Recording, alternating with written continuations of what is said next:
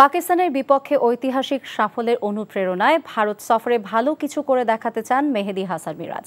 এছাড়াও ভারত সফরকে নিয়ে প্রত্যাশার পারদ উঁচুতে হলেও এটাকে স্বাভাবিক মানছেন এই অলরাউন্ডার।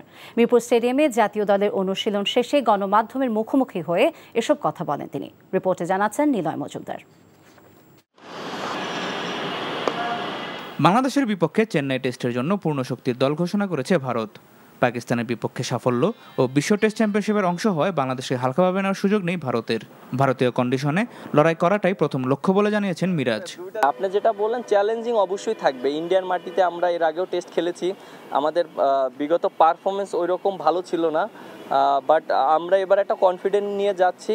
আশা করি যে ওদের যে কন্ডিশনটা আছে আমরা এনজয় করার চেষ্টা করব, আমরা ফাইট দেওয়ার চেষ্টা করব। যখন আমরা ফাইট দিতে পারবো ওদের সাথে, তখনই কিন্তু আমাদের ফরে রেজাল্ট আসার চান্স থাকবে।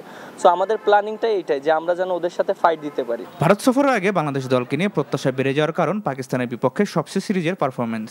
শান মাসুদের দলকে তাদের মাটিতে 2-0 ব্যবধানে হারিয়ে আইসিসি টেস্ট চ্যাম্পিয়নশিপ পয়েন্ট তালিকার 4 নম্বরে উঠে এসেছে বাংলাদেশ।